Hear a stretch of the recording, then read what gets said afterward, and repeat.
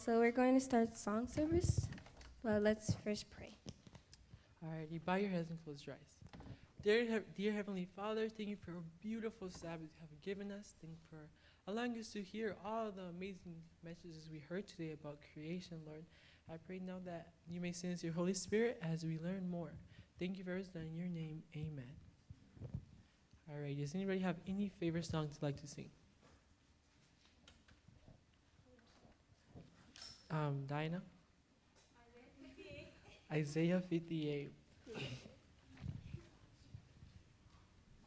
Is this not the fast, Isaiah 58?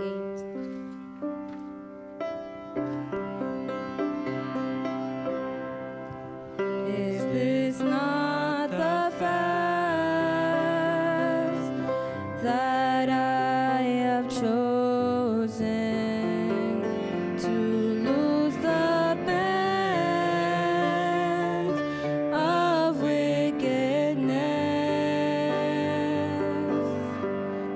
to undo the heavy burdens, and to let the oppressed go free, and that he break every yoke, break every yoke. Then shall thou call, and the Lord shall answer. Thou shalt cry, and he shall say, Here I am, here I am. Then shalt thou call, and the Lord shall answer, Here I am. Is it not to deal thy bread to the hungry, and thou bring the poor that are cast out to thy house?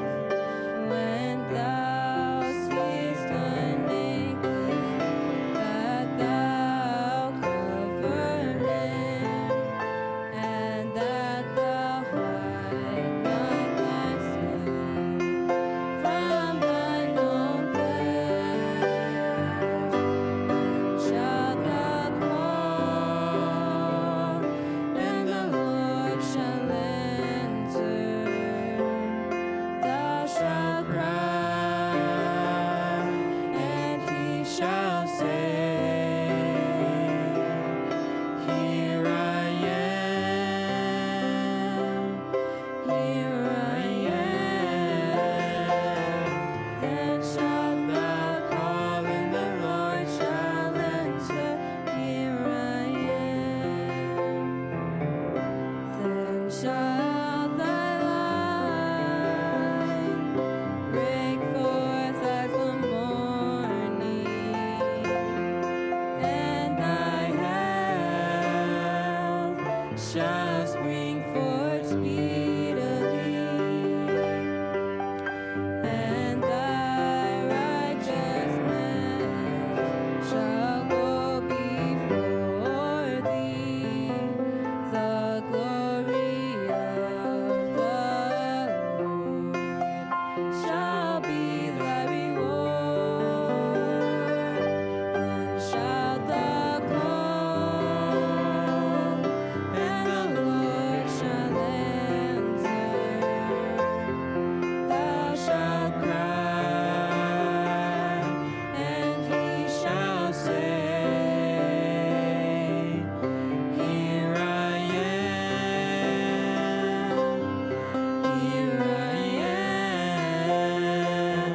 Then shalt thou call, and the Lord shall answer, Here I am. Amen. Does anybody have any? Miss Laura.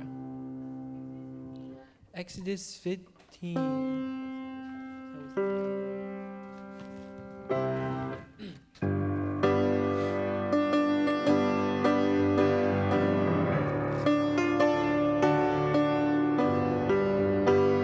That was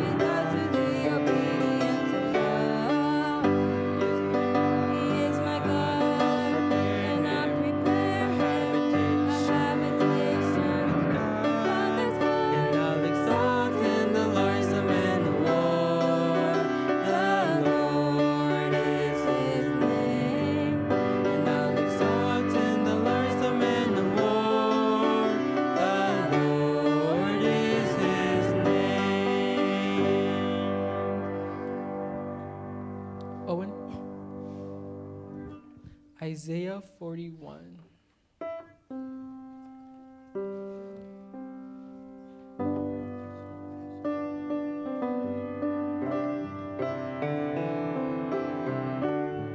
Isaiah 41. I will open rivers in high places and fountains in the midst of valleys. I will make a wilderness a pool of waters and a dry land into streams. Fear thou not, for I am with thee. Be not dismayed, for I am thy God. I will strengthen thee. I will help thee. I will uphold thee with the right hand of my righteousness.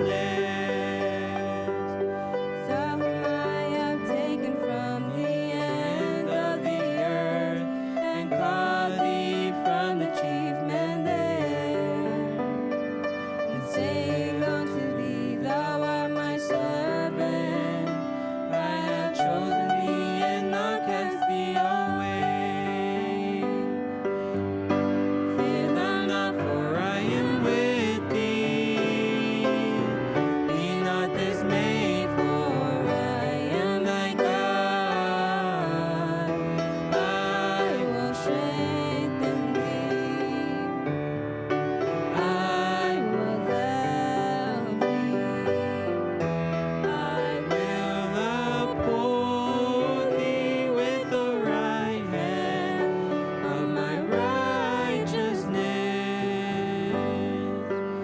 Behold, all they that were incensed against thee shall be ashamed and shall be confounded.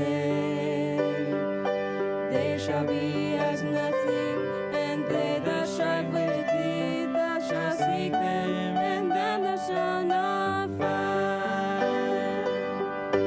Fear thou not, for I am with thee.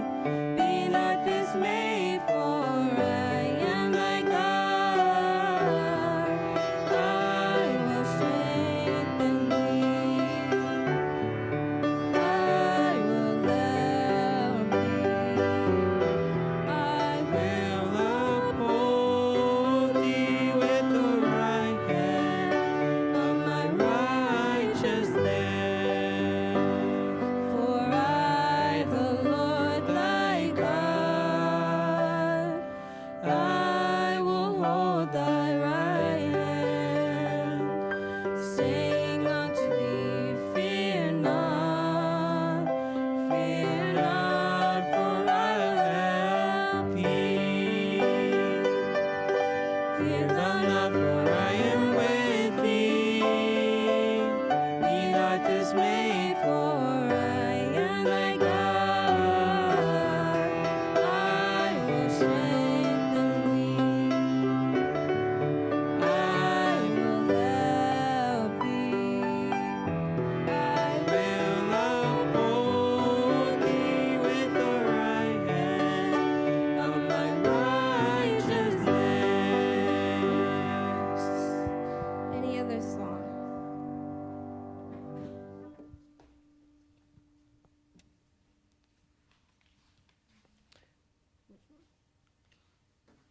We can sing Colossians 3.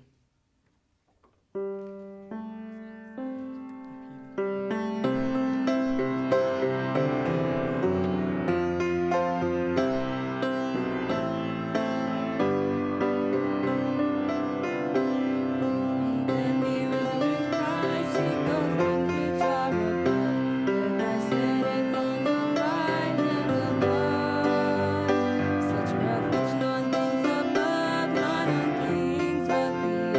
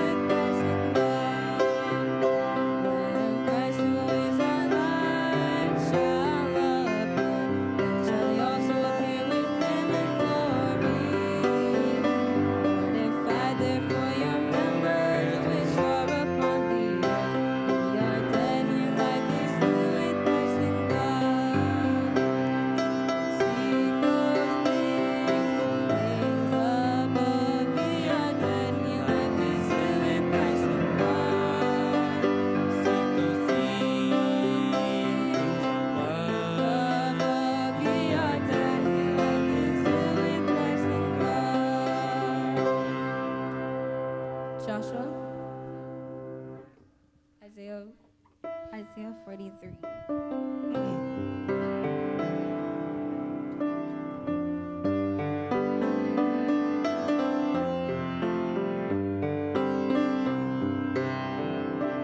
Remembering not the former things, neither consider the things of old. Remembering not the former things, neither consider the things of old. Behold, I will do new things, now it shall spring forth, shall ye not know it? Behold, I will do new things, now it shall spring forth, shall ye not know it?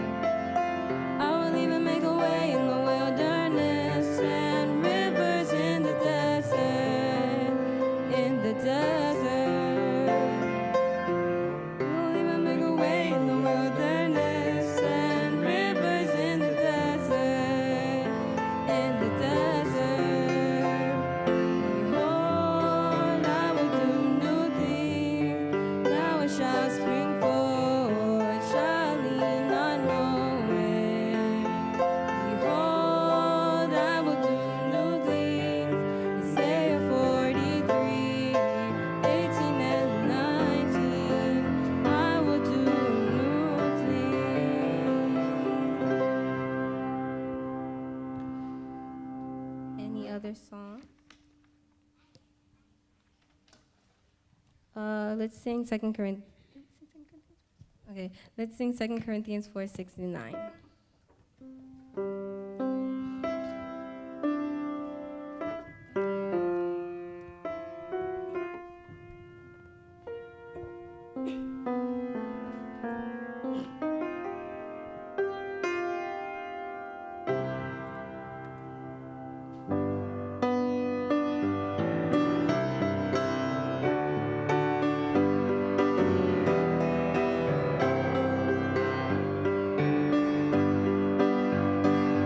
For God who commanded the light to shine out of darkness has shined in our hearts to give the light of the knowledge of the glory of God in the face of Jesus Christ.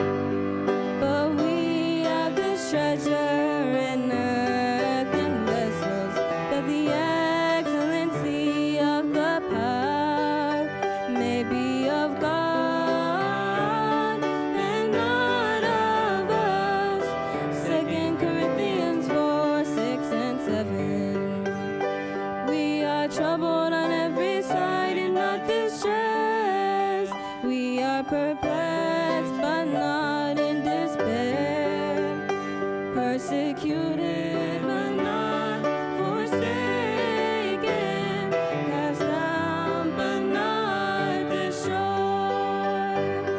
For God who commanded the light to shine out of darkness has shined in our hearts to give the light of the knowledge of the glory of God in the face of Jesus Christ.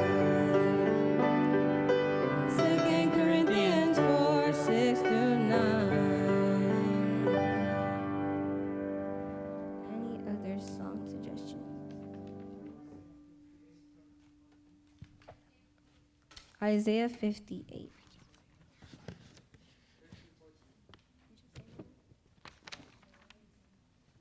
We already sang. No? Oh. Do you know that? We do not know that song. If you have another one.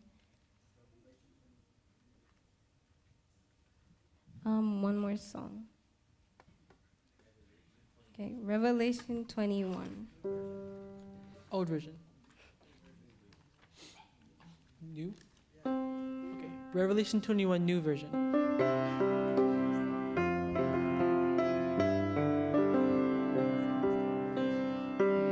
Oh, the tabernacle of God is with men, and he shall be this people, and God shall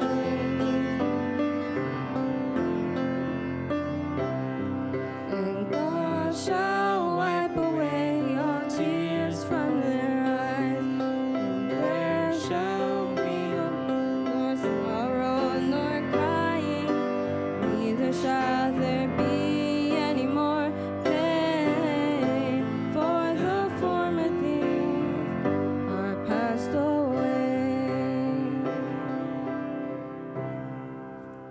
Thank you for singing.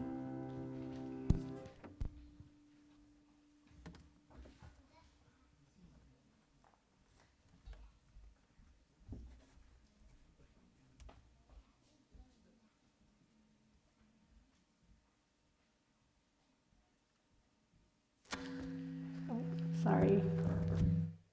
I should have waited till I took this off to turn it on. Good evening, everybody. Let's bow our heads for a word of prayer. Dear God, thank you for another beautiful Sabbath, and I thank you for your love, your presence in our lives, and I thank you for each of these students and families they represent, and each of these Ouachita Hills family members that are here tonight. And I just ask that you would be with me as I speak, and just let these students hear something that they can connect with and help them to understand your creation better. In Jesus' name, amen. Okay, let me see here. Okay. Oh, yeah, it worked. Okay. So I am going to be talking about what happened to the dinosaurs. And this is the first time that I've actually had a chance to prepare for this talk, because Dr. Chadwick has a history of announcing to people that I'm giving this talk when I had no idea that I was going to give this talk. So he would just get up front and then tell everyone, later, Dr. Maloney is going to be talking to you about what happened to the dinosaurs. And he's done it to me here, and he did that to me at a camp meeting where I didn't know anybody. And then he just handed over the slides to me and said, there you go. So this time, I asked him ahead of time which talk he was going to ask me to give. So I'm going to give this one. Okay, so a question that I sometimes hear from students, and a question that you might be asking is, did dinosaurs really exist? So it's a good question, and from our perspective, yes. If they didn't, we wouldn't be spending every summer digging up their bones in Wyoming. So we definitely find real dinosaur bones when we're out there working in the field, and they're real. Someone actually has asked me before, how do you know that someone didn't just go out there and bury all those bones for you to find? And it's thousands of bones, and they're quite a ways under the ground. So it would have taken a lot of work for someone to do that. Okay, another question that we get a lot is that, did dinosaurs really look the way that they're depicted in museums? So that is a maybe. So the next question is, how can we know what dinosaurs look like? So I think when people think about what we do, they think about us finding, I don't know if you can see that little spot there. They think about us finding a fossil, and then, ta-da, we know what the dinosaur looked like. But it's not really that simple, but we can know because sometimes you do find a whole lot of bones from one animal all in one place. And that makes it a lot easier when the bones are all together. So then you can understand probably what that animal looked like. So for example, this is a Triceratops skeleton. So they have found pretty complete Triceratops skeletons. So this is another more complete skeleton, which I forgot what Dr. Chadwick, what is that? He's not answering me.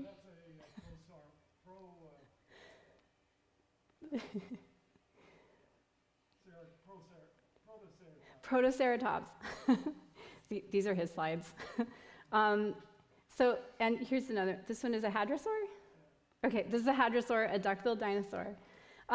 So So here's how it would look when you're in the process of uncovering a dinosaur. So you can see some vertebrae there in a line. So sometimes you do find pretty complete dinosaur skeletons, but sometimes you find them in pieces, but you can compare them to more complete skeletons that have already been found. So by comparison, you can determine where that bone fit in on that animal. So we also find dinosaur trackways, their footprints.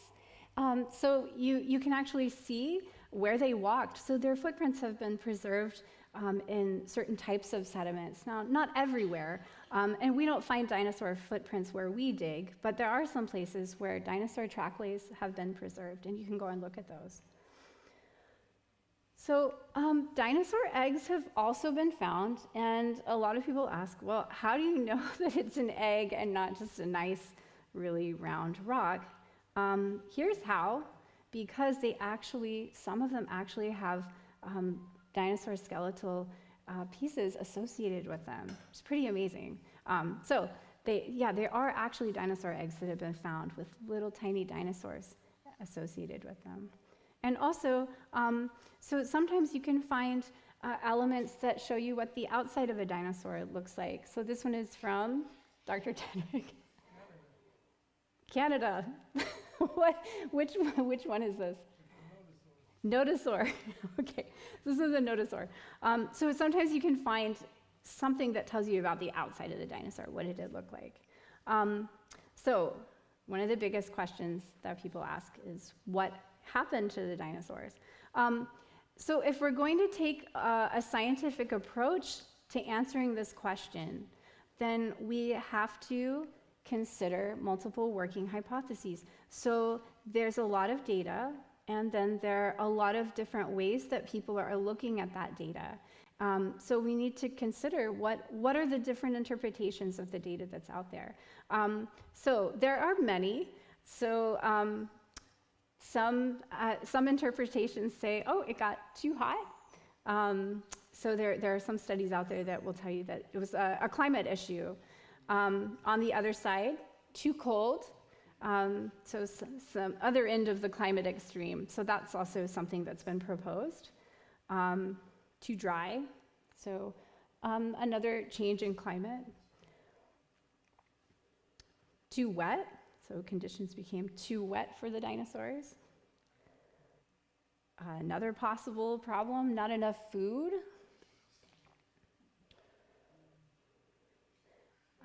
Some studies have suggested poisonous food. Another prevalent idea is that this was due to volcanic and tectonic activity. And then there's always the idea that this was due to an asteroid impact. So there are lots of theories about that. And another possibility, global flood. So we'll come back to this in a minute, but first I'm going to tell you a little bit more about the dinosaurs that we've been studying. So which dinosaurs do we actually find when we're working on our project? So here are some, and there are many, but I've just picked a few. So Edmontosaurus annectens, so this is the duck-billed dinosaur.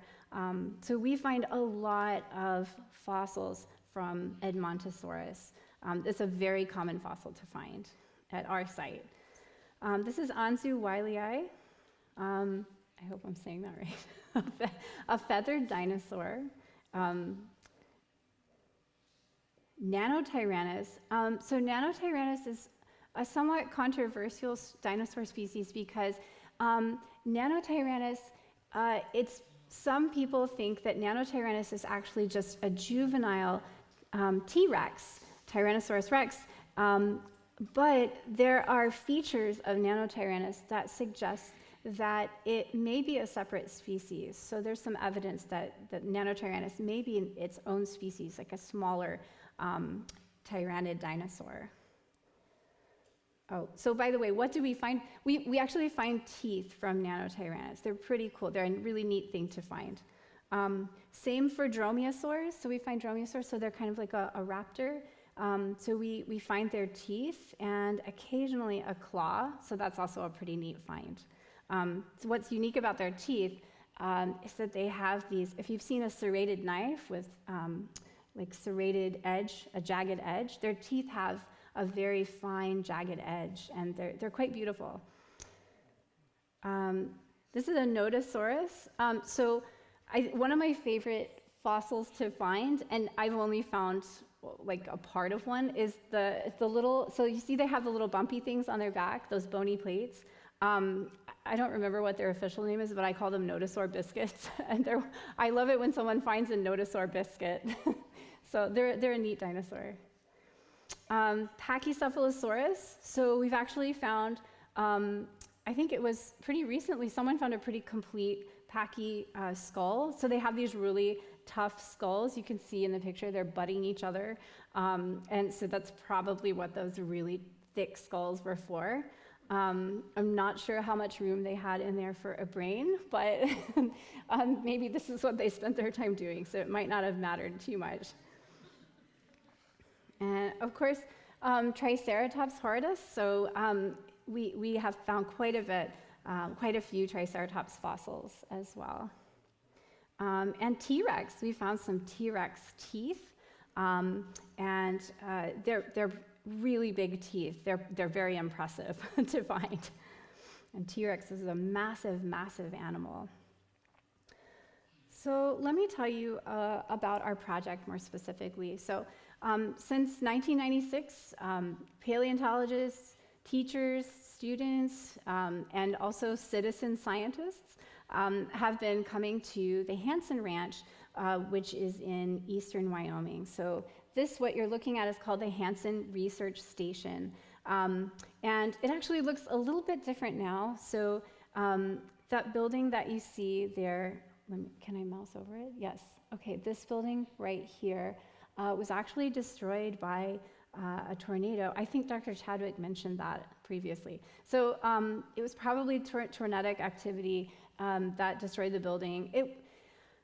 It might not have lasted too much longer anyway, because we regularly have very high winds there. So any building that we have has to withstand these very, very high winds.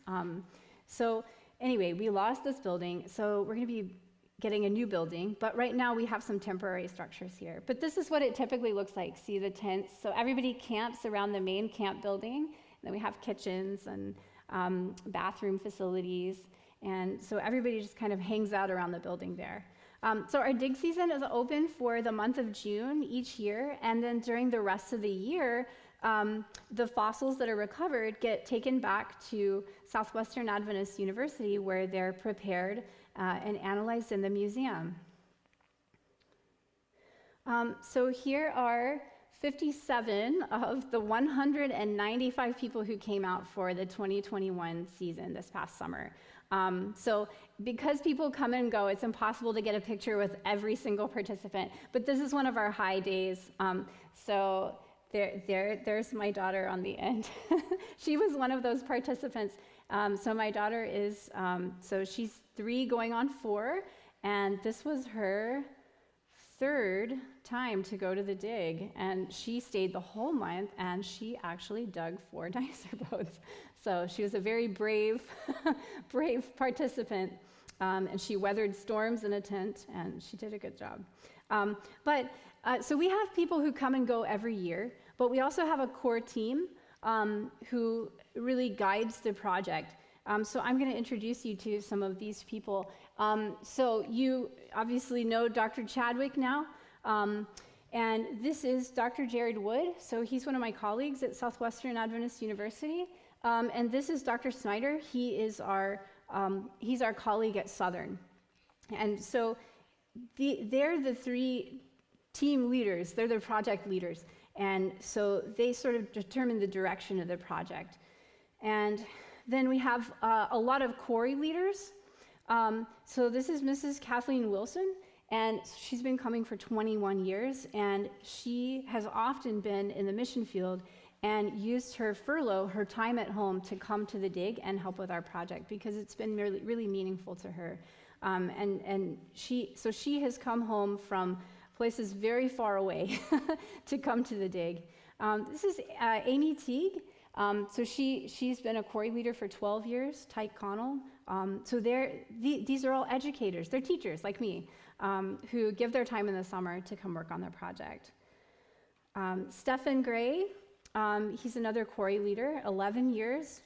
Justin Woods is our technical director, and he got some of our technical gear up and running for us at the beginning of the project. Zuri Franco, she is a physician and likes to come sometimes when she can. She's pretty busy. So this is me and Beata, so she's part of the core team now. And so this will actually, I've actually been there 13 years. This is not quite right. This will be 14 years for me in the coming season. And you can see Miss Rose is here. So she has been working on this for 10 years. And our chief technician, Michael Harris, has been coming for 14 years. So it takes a core team of dedicated people. I almost forgot. Mr. Wallace Sullivan, he's a new addition, only 6 years. But yeah, it takes a core team of people to keep the project going every year. So many people come and go, but you need a core team who has seen the project through for a long time to give new people direction and to also help them identify their bones. That's important. So the Hanson Research Station, as I said, it's located on the Hanson Ranch, which is a working cattle ranch. And it's a really beautiful place to wake up every morning and look out of your tent. So once you get up and have breakfast, get ready for the day, you take this walk right here. So let me see, I'll show you. So here's the camp. And then down here, those are the main digging sites. So you walk on this road. And if you're not feeling like walking, sometimes the van will take you down. But yeah, most people like to walk in the morning. It's a beautiful walk. So we walk all the way down from camp, all the way down here to the main quarry areas. And some people have a longer hike. So some people have down here to go, and then they go down this hill, and they keep going for quite a ways to get to their quarry. So there are even farther quarries away that you have to hike to and hike back every day. So once you get to the quarries, you start digging. So this is a typical quarry, and you can see students and teachers are working to carefully excavate the sediment and uncover the fossils. So this is pretty typical. So most quarries look like this. So the area has been cleared first. So you're just digging into the wall. So you're following the wall back, and you dig a meter square at a time. So you mark out a meter square, and you take it down very carefully, a little bit at a time, as you get down to fossils. So that's what they're doing in this picture. So let me tell you about our objectives. So what are we trying to accomplish with this project? So first, we're trying to preserve scientific data.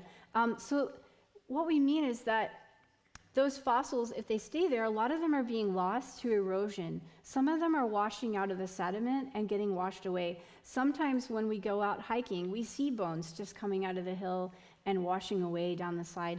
And so that's actually data, valuable data that's being lost. So we want to preserve that data, and we want to preserve all the information about where the bone is, what it is, what kind of sediment is it located in. So we want to preserve that information so we can build up our data and study it, and to particularly understand how did those bones get there.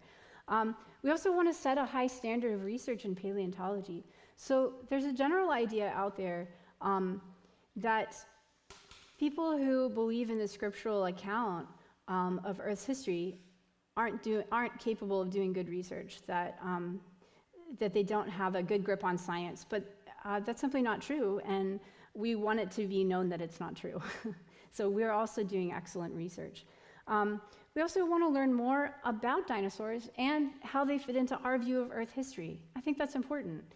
And of course, we want to communicate our beliefs to students and teachers, and we want to gain friends in the paleontology community who may not understand our beliefs and maybe want to know more about them. So the star shows the location of our dig site in Wyoming. So we're in eastern Wyoming, so here's the state, and then you can see this is highlighting what's called the Powder River Basin here. And so we're digging in what's called the Lance Formation, and the Lance Formation is really similar to a formation called the Hell Creek Formation. So what that means is there's a large distribution of fossils in that area that share the same type of environment, and you find similar types of fossils spread across that area. So we're digging in one part of that formation. So here's a drone view of our work sites. Now, we've expanded quite a bit, but it would be very hard to show you all of the different sites because they're scattered all over the ranch. But this is the main quarry area. This is where most people will dig when they come and join the project. So they dig at this site. This building actually isn't there anymore. It's been replaced by a blue tint like the kind you see at car lots. So it looks a little bit different. And we've also moved further this way with this quarry. So we need to get a new drone view of our work sites to put here. But yeah, so we have these sites that are kind of grouped together, and so that's the main area. Okay. So here is a view of the bone bed. So this is kind of giving you an idea of where the bones are according to their elevation. So if you look and see the red dots, so these are all places where we've recovered fossils. So here are the main quarry areas here. So you can here's the road I showed you earlier. And so here are the main quarry areas. But you can see that there are fossils distributed all over the ranch. So we have exploratory teams who go out and look for potential new sites where we could dig and maybe find new stuff.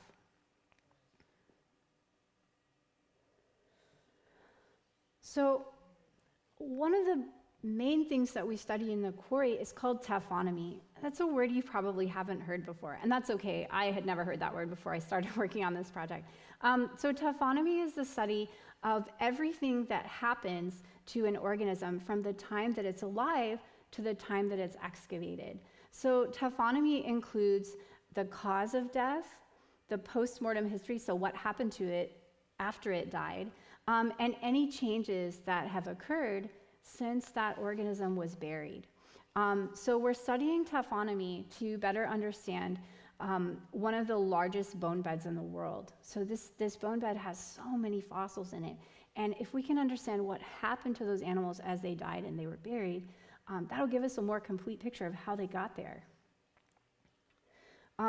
So something really cool that we do is our project applies this really neat technology for mapping the bones in the quarry using high-resolution GPS equipment.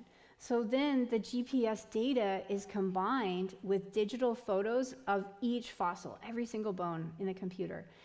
So the bones can be seen in the computer just as they looked in the ground, but with the dirt taken away. So you can see the bones in 3D space. How did they relate to each other when they were buried? It's pretty amazing. So what this is showing you, so here we have, these are called GPS repeaters or base stations, and they send out a location signal, and then we have, this is called a rover over here, and the rover, we take it from quarry to quarry, and we use it to make a map of each bone. So I'll show you, this is really special GPS equipment. It's not like the GPS in your car. So the GPS in your car, I think it has an accuracy of about, it's like 10 feet or so. This GPS, these are distinct points taken within a 1 centimeter square box. That is very, very accurate. Is that right? Yeah. Okay. Yeah, it's very accurate. So this GPS can distinguish the difference between this point on this side of 1 centimeter and this point on this side of 1 centimeter. So think about how small a centimeter is. So this is a very, very accurate GPS. So we can use it to accurately map exactly where the bones were in the earth. So here's a picture of this guy. He's taking some points around a bone, so this big bone down here. And so he's making a map of the bone. So the points would look like this in space. And so then he also collects a picture of the bone, and that picture gets edited, so you take away everything around the bone, and then use a special program to match the GPS points that you took with the bone itself. And so now you have a map on the bone, and add it to the other ones, and you can see exactly where it was. Also, we have 3D versions of this, but they take up a lot of data, and yeah, I wasn't able to download that for you guys. But this is, yeah, we have 3D versions of this where you can rotate it and you can see how all the bones were laying exactly as they were in the ground. It's pretty cool. So I mentioned some objectives. So first, I said that we wanted to preserve scientific data that were being lost due to erosion. So far, we've collected, preserved, and curated over 30,000 bones, although we've only started. So there are so many more bones to be found, and we're excited about finding them all. But yeah, that's 30,000 bones. That's a huge collection. So also, we want to set a high standard for research in paleontology, and so we've developed methods that are superior to other paleontology studies for data acquisition and preservation. So far, we're the only project that has taken mapping to this level in the quarry. It's pretty amazing, and other people who have visited have been pretty shocked by the level of data acquisition that we're doing. So I'm going to show you what some of these maps look like. So I'm going to start with our very first quarry. It's called North Quarry, and that's at the number 1 here. And I'm going to step you through looking at how this has looked. So this is 1999, and I'm going to go forward in time so you can see all the fossils that we've added to our map. So these are all fossils that were uncovered by lots of different people just working in the quarry. So you can see the map expanding year by year. That was a busy year.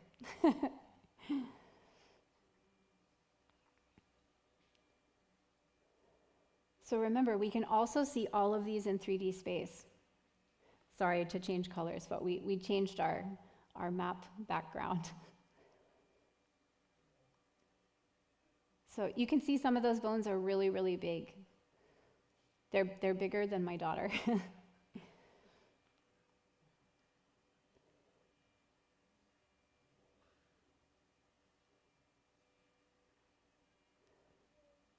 So there's our latest season. So since 1999, those are all fossils that have been recovered and taken back to the lab.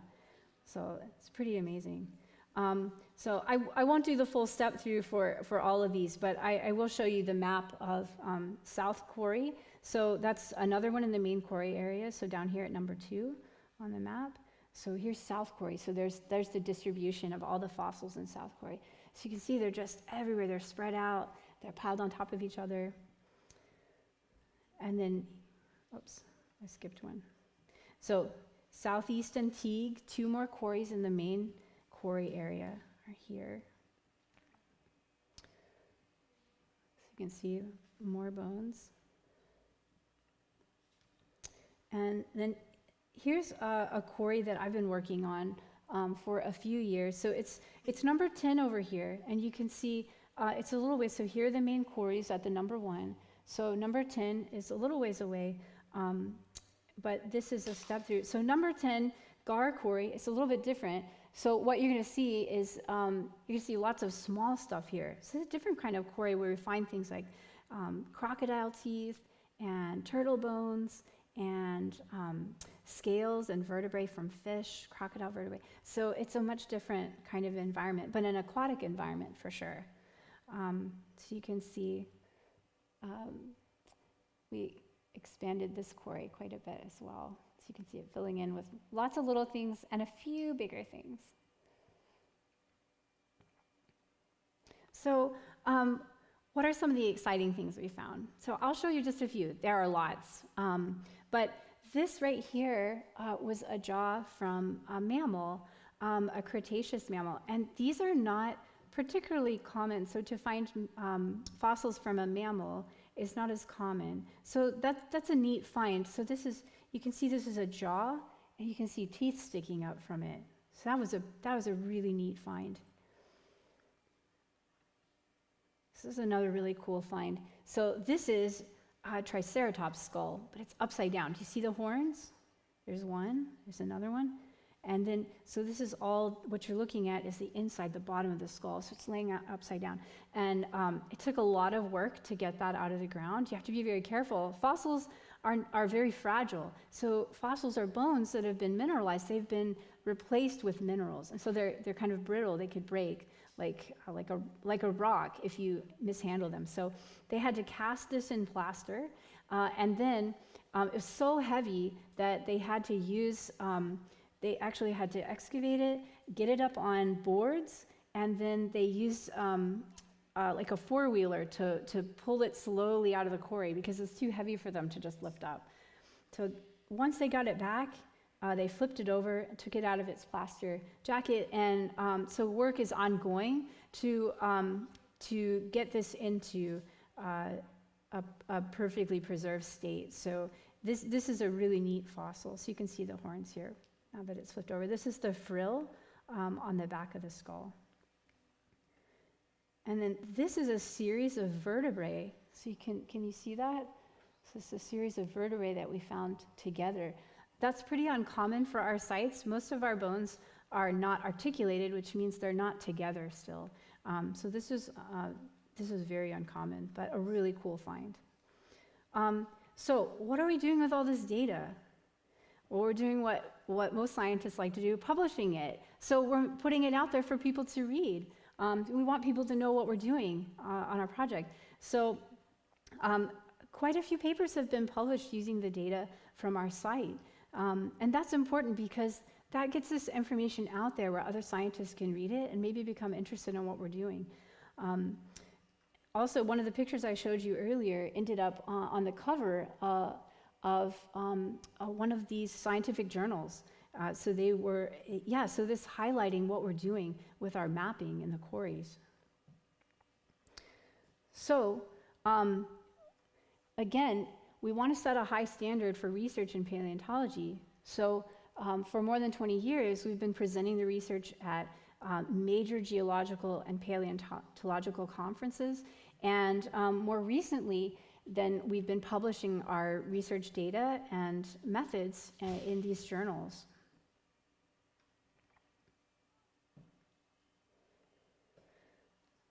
In addition to that, we have a site where you can go and look at any of these fossils that we've recovered.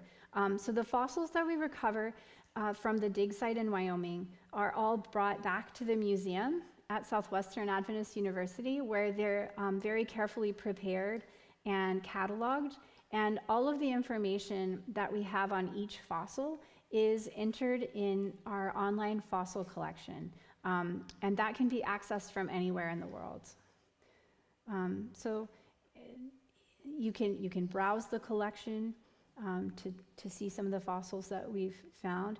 Or if you know a specific fossil that you're interested in, you can look it up and it'll tell you all the details. It'll tell you which quarry it was found in, and it will tell you where it is in our museum.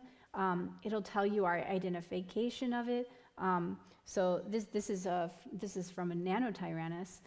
It's a pretty cool fossil that we have in our collection. So you can see its teeth are still here on this jaw. But yeah, you can look up any fossil that we found. And also, not only that, but you have options to see it in 3D and rotate it. You can zoom in on it, take a look at it from different angles. You can see what it looked like in the ground when we found it. And you can also see where it is in the quarry in relation to the other fossils that are there. So I want to come back to this question, what happened to the dinosaurs? So we're doing all this research. So where does our research fit into this? So for our site, there's a standard taphonomic model that has been used to explain how all these fossils got in this bone bed. So the standard explanation for how this kind of bone bed was deposited sounds kind of like this. So dinosaurs were frequently crossing a river. Perhaps they were on some kind of annual migration. They would try to cross the river, and when it was in flood stage probably, and then some would drown and get swept down, and then those dinosaurs would come to rest at some kind of river bend when the river slowed down. So this could happen again and again, and that would result in accumulating a massive bone bed, maybe with tens of thousands of animals in it. So that's the prevalent idea. But if you carefully study the bone bed, you'll find that it tells a different story. So one issue is that the bones that we've been finding, they lack current orientation. So that means there's no particular direction to the bones, and I'll show you what I mean.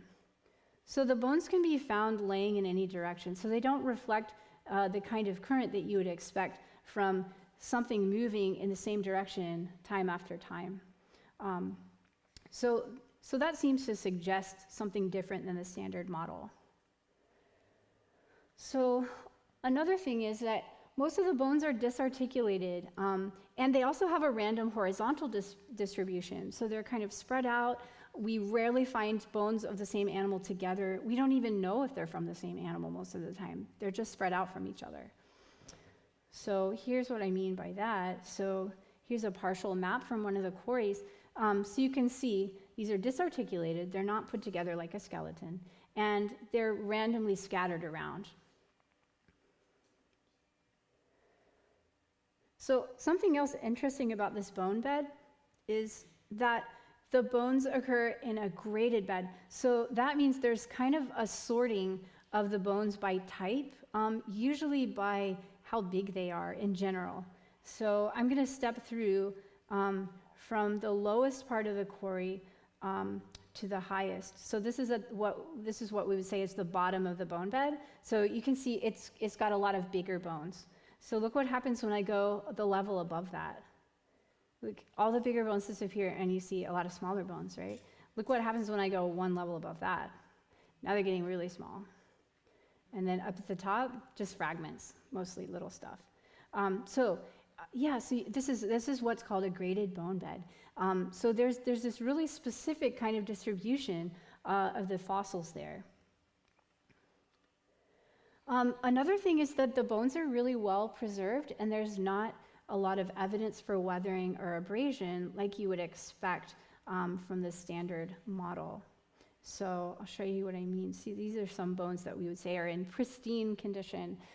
So these are bones that they come out of the ground, they're really shiny, and they just don't have a lot of damage to them. It's pretty amazing.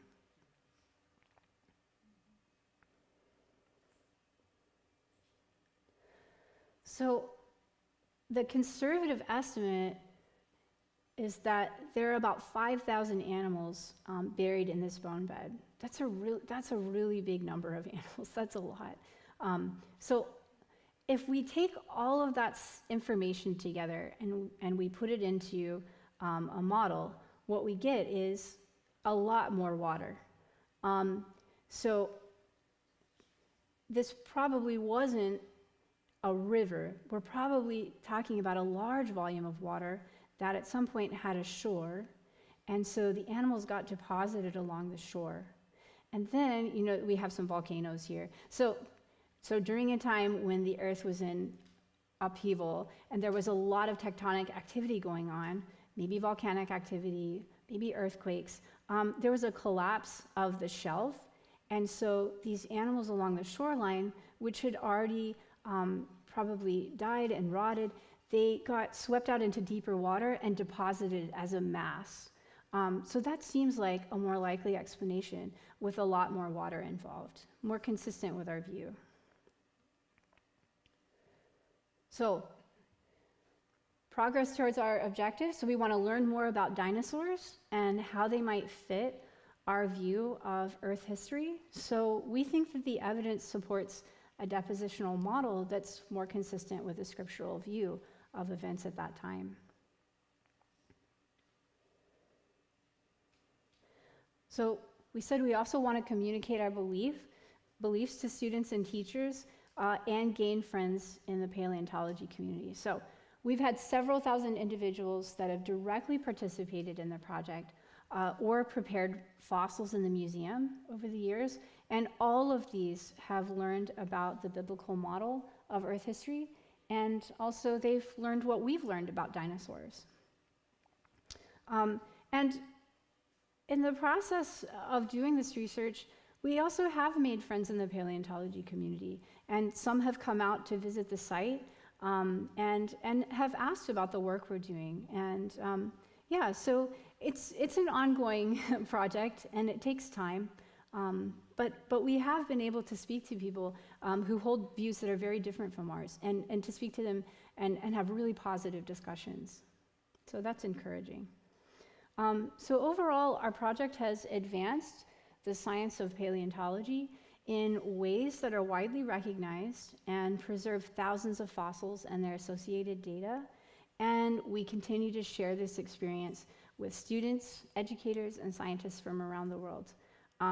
So you might be wondering, who can participate? So the short answer is you can.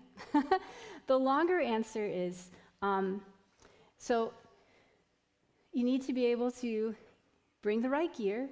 You need to sign up early because the project can get pretty full. And you need to be able to financially support yourself there. So there are some costs associated with coming on the project. But the project is open to students who are in their senior year of academy or high school, college students as well, and families have joined us, and educators are welcome to come. We've had pastors and just families who want to bring their kids, homeschooling families. So yeah.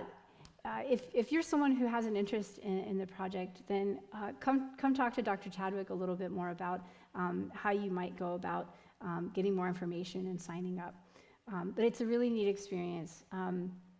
I've really enjoyed working on this project for many years, and I was just out of college the first time that I went, and I went just because it sounded like something fun to do, and so I went, but I remember I just felt really, really impressed by the work that was being done there. And it also, what it impressed on me was that these are scientists, these are intelligent people who've thought carefully about the questions of creation and evolution, and it hasn't shaken their faith, and that really spoke to me.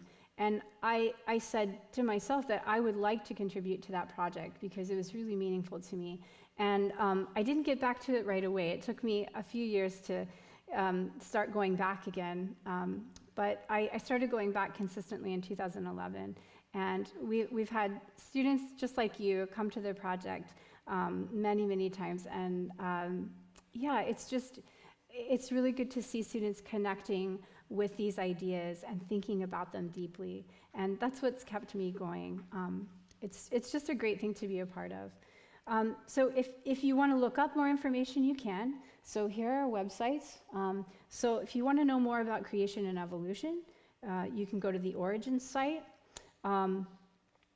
If you want to see our online fossil museum, our fossil collection that I was showing you, you can go to this one, the fossil site. And if you want to read more about the project itself, what it entails, how you can be a part of it, you can go to the Dinosaurs site here at SWAU. Yeah, I guess that's it.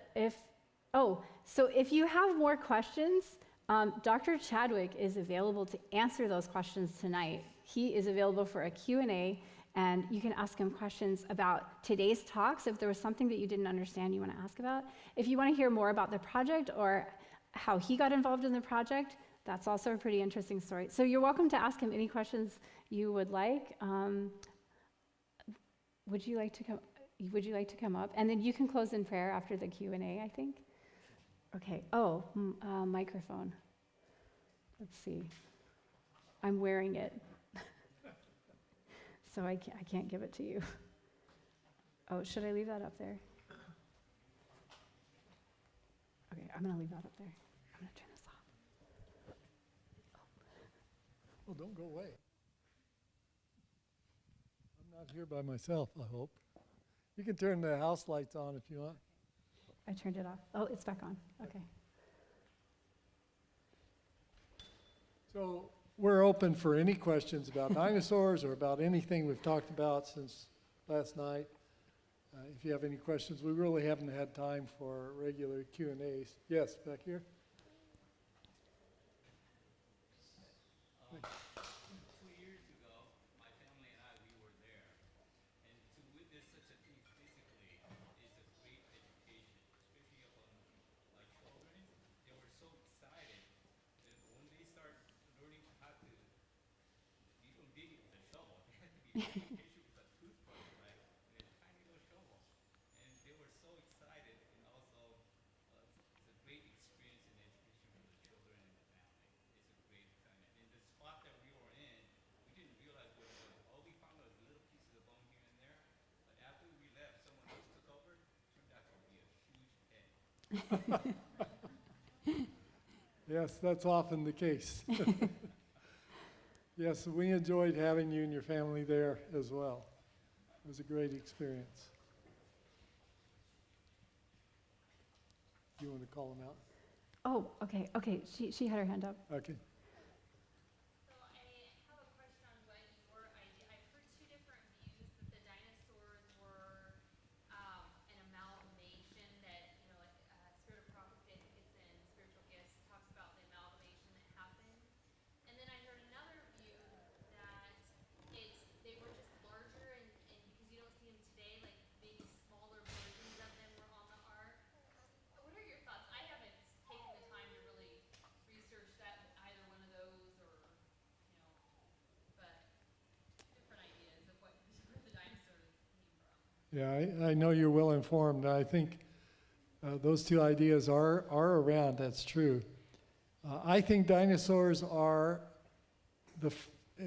described in Job chapter 40, where he says they are the first of God's creation, so they're very, very special animals. If you read about Behemoth, this animal lived in the water or near the water. It ate plants like the duck-billed dinosaurs do, and they probably lived in water. And then its strength was in its hips, and that means that it walked on its back legs. It didn't walk on all fours, it walked on its back legs, and it had a tail like a cedar tree. There isn't any other animal that could be than a dinosaur, so a duck-billed dinosaur. So God was telling Job, look, these mighty creatures, probably he hadn't seen them because he was after the flood, but he certainly would have heard about them maybe even from Noah himself, because Job could have lived at the time of Noah or shortly thereafter. So he could have heard rumors about these things, just like none of us in here have ever seen a dragon, but I warrant that if I passed out paper and pencil, you could all draw one. Isn't that interesting? You've never seen it, but you could draw it. And I think it may have been that way with these dinosaurs for Job. And Ellen White has a very interesting statement as to why we don't have dinosaurs here today. It's not because they were amalgamations or they were some sport of nature. It's because she says there was a class of very large animals before the flood that God did not see fit to preserve in the ark because man, in his weakened condition after the flood, would not be able to get along with them. And I'll have to agree with that. If we had T-Rexes out in our parking lot, I don't think any of us would be going home tonight. So they really were magnificent creatures, but they were much, much bigger than in our diminutive state today we would be able to handle. Adam, if he was twice as large as us today, would have no problem with dinosaurs, but not true for us. We would be catnip for dinosaurs. That's my opinion. No, I like the biblical answer too. I like the fact that we've seen in Job. There's so much in the Bible that you have to, so many subjects you can look at. Think about dinosaurs in the Bible. Yeah. Sure. It would be nice if Job had used the word dinosaur, but we invented that. So, any other questions? Erin, you want to call them out? Okay, this gentleman in the gray coat. Yeah. Were herbivores and some were omnivores, like, you know? Yeah, absolutely. There is a whole class of dinosaurs, the theropods, that were carnivorous, all of them. We know that because their teeth have serrations on them, and they are very sharp teeth, and just everything about them appears to indicate that they ate meat. Other classes of dinosaurs, like the sauropods, the big giant long necks, and the duck-billed dinosaurs, clearly ate vegetation, and there are large classes of those. And it's interesting because every ecological niche could be filled with a dinosaur. You have little tiny ones and big ones that ate meat, and little tiny ones and big ones that ate plants. And it's just a whole ecosystem of creatures that dinosaurs compose.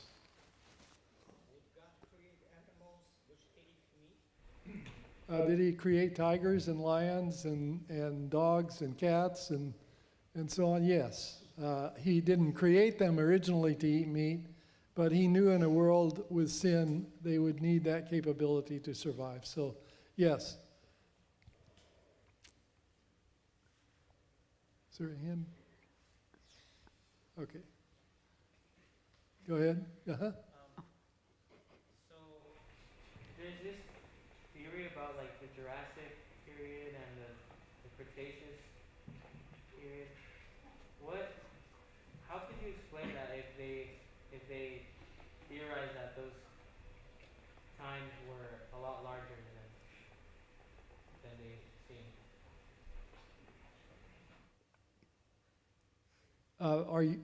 If those what were a lot larger? Like, Oh, the times? Yeah, I talked about geologic time today, and the layers that have dinosaurs in them, they are part of that whole sequence, even part of the sequence that we studied. And we found evidence to suggest it was deposited very quickly. So it couldn't be over a long period of time. It must be that they are wrong about the time. Also, the fact that we can find in dinosaur bones, we can find tissues that shouldn't be there, like blood cells and vessels. And even now they claimed last week, somebody claimed they'd found DNA in there. So that's impossible over millions of years to preserve that. Go ahead, call him out there. Okay. He's been asking. I've heard like theories, maybe this is like just a theory, but did any like dinosaurs or just what you know survive the flood, like flying dinosaurs? Well, that's a subject to a lot of speculation, and there are many people, some people try to say, well, God said he put all the animals in the ark, but Ellen White says there was a class of animals that didn't get in the ark. So is God telling the truth, or is she wrong, or what? Well, the word all that's used in Genesis doesn't always mean all in total inclusion. Just like in Egypt, all the cattle were killed, and then the next plague comes along, and then all the cattle were killed, and then the next plague comes along, and the firstborn of the cattle were killed. So all doesn't always mean in the sense that we think in the Hebrew. It doesn't mean in the sense that we think all. If you tell me all the students are out playing, does that mean all the students are out playing? Well, in your estimation, they all are, but there may be some sitting over here reading a book, and they're not out playing. So you're using all in a generic sense. You're not using it in a total inclusive sense. And both those senses are known in the Bible. So that's what I can say about that. I think dinosaurs did not survive the flood because of Ellen White's statement that God did not preserve them in the ark. I think he could have. They could have been there very easily. If the ark would be full with all those big behemoths in there, then he could have taken eggs or babies or something. So yeah, they could have been on the ark, but we don't have any evidence that they existed after the flood.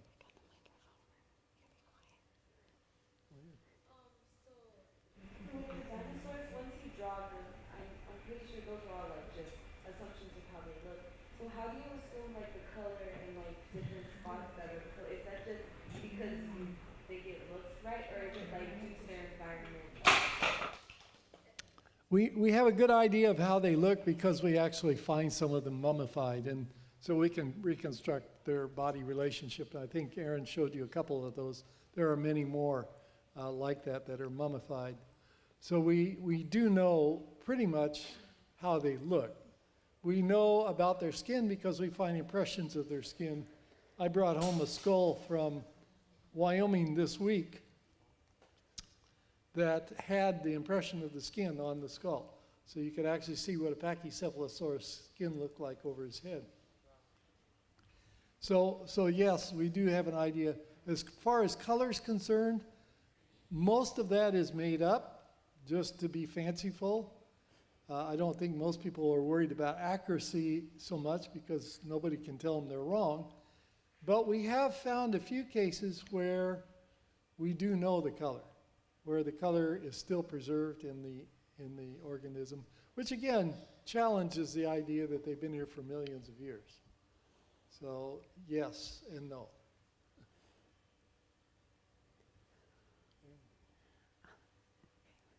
Is it possible that scientists can give life to a dinosaur since they have DNA and is it like Jurassic Park? Like I think if dinosaurs are millions of years old, the answer to that is clearly no.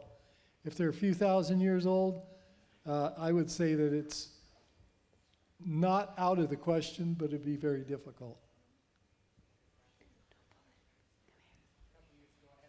To tour the art project up in Kentucky. I forget what they call it, but the replica of the ark is full size. Yes. And it was interesting to see how many of the cages that were supposedly cages for the dinosaurs. And all these Yes. kind of enhance and emphasize that. And I remember thinking how blessed we are to have the spirit of prophecy that gives us a little more information, and we can speculate. There was all the animals that we know today were in those cages or similar cages, but not the dinosaurs. Yes. Back in the back? I'm not raising my hand. Oh, okay. Yes. As you know that we, as a human, we shrink. Like Adam was very tall, and now we're not as tall. Dinosaur, if he had survived, maybe also shrank like we did, maybe. And so, is it possible that the current existing any reptiles or any big, large-sized animals could be related to dinosaurs? Dinosaurs are unique animals. They have a hip that's different than any other animals. And if we had dinosaurs that were shrunk down today, we would know it because they would have that kind of hip. It's got an open acetabulum. If you know what that is, that's the ball that holds the socket that holds the ball from your femur that allows you to move. The dinosaurs didn't have that ball. They just had a hole through between the bones that formed the socket for the femur. And that's unique to dinosaurs. No other animals have that. So we would know if there were miniature dinosaurs around that crawling on our fences. Dr. Kathy had. Dr. Kathy? Yes, I wondered where was that reference about the animals that were not taken onto the ark? That's in Spiritual Gifts, and I can't cite you to the page. I have to look it up every once in a while because I get challenged to find it. But if you look under a class of very large animals, you'll find that text. Not exactly as I said it, but the meaning is preserved. This one over here. Oh. Okay, so it seems like you guys don't have to dig in, or dig out so much. Like they're very shallow. I mean, is that how it is? They are shallow because we're digging where they show up at the surface. There are places we know where they are deep. And we don't know, of course, over this 8,000 acre ranch that we are working on, we don't know what would happen if we dug down a little bit. It just so happens that the layers that have these bones are following the surface, the dip of the surface. So the layers are going down like this and the surface is going down like this. So they kind of stay near the surface. So we have maybe, a half a kilometer square area that this one bone bed is in. But then we have 26 or 30, I think 32 different quarries scattered all over this 8,000 acres. So the main bone bed, which is about 13 or 14 quarries, and then we have another 20 quarries that are remote that aren't part of this bone bed. So we're digging at several different layers, several different elevations. But yes, the bone bed is very close to the surface where we work. What are your thoughts on the chicken? And is it related to dinosaurs in any way? Yeah, the bird dinosaur controversy is very interesting. Chickens have scales on their legs. If you've ever looked at a chicken, they look very much like the skin of a lizard on their legs. And then they have feathers on their body. There is an association, a general association of feather-like features with dinosaurs, with several different species of dinosaurs. I think most of them had scales. We know some, for example, Triceratops. One was found very near where we work that had its complete skin on, and there were no feathers there. There were some projections that had these little pores that had hair-like things coming out, but not feathers. So I would say that right now I wouldn't want to put money on the possibility of dinosaurs and birds being related. In fact, personally, I don't think there's any relationship at all. I think they're different kinds of organisms. We know that birds are warm-blooded. We think that dinosaurs probably were not, although there's some dispute about that. So yeah, it may go either way on whether dinosaurs had feathers or not. It seems like the more they work on that, the more cases they find where there is a dinosaur-like creature that has feathers. Yes? If humans and dinosaurs live together, because some scientists says it's not possible. No, I don't think humans lived where the dinosaurs were. It would be such a nuisance to chase them out of your yard every morning, and your gardening would be difficult. I think probably they lived in a different part of the world where it was very hot, too hot for man to be comfortable.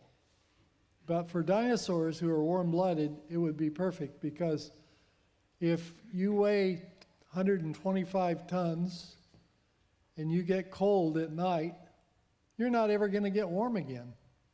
You know, it would take so long to warm that back up. So it seems reasonable that these animals probably lived in a warmer climate than man would be comfortable in. So I think in the pre-flood world, I like to think about Disneyland. I don't like Disneyland. I think it's an amusement park. But if you recognize the characteristics of Disneyland that appeal to people, it's the fact that you can go into an area and have an entirely different environment, like Tomorrowland and Frontierland and so on. This appeals to people because it's really neat to go immerse yourself in a different situation.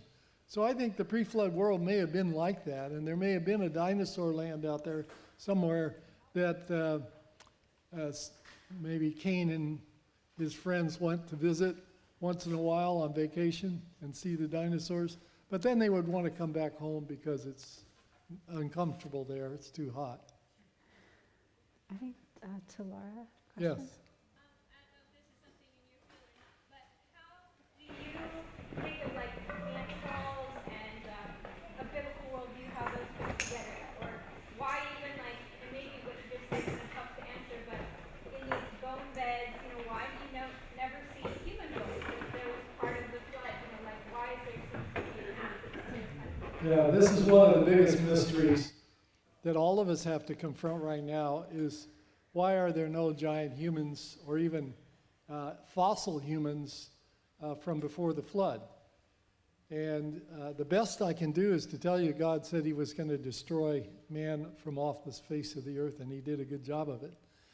But as you can imagine, if we were to find a fossil man, a giant fossil man in the sediments, it would be the silver bullet that would destroy the freedom of evolutionists to believe what they believe. It would force them to have to believe in God's story of origins. And that's not what God wants. I mean, if he wanted to force people to do things, he should have done it with Adam, right? Then we wouldn't all be here. If he'd made Adam obey, forced him to obey, then we wouldn't be here.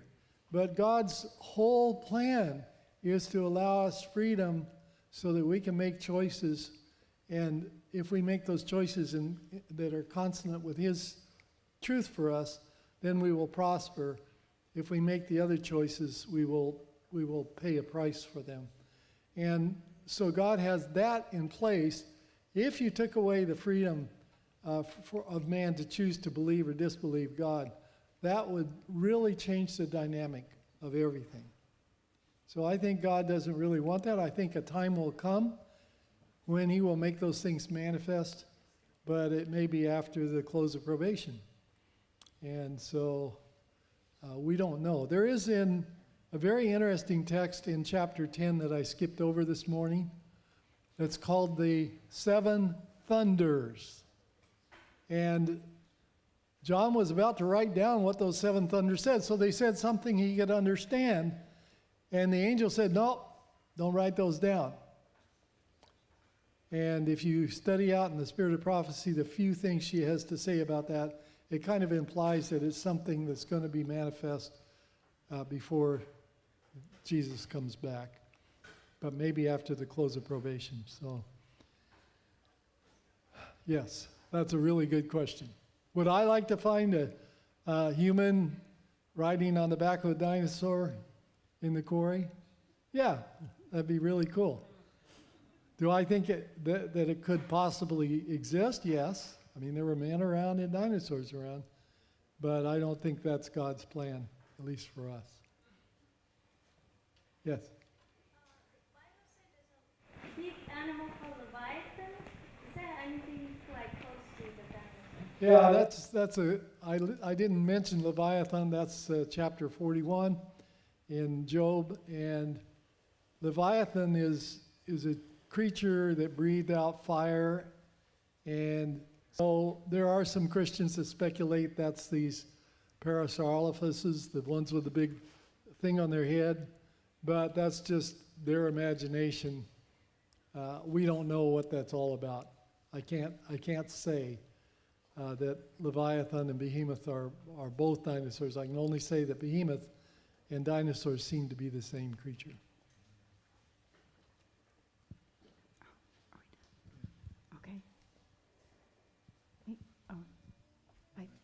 Yeah, I think we're going to close with prayer.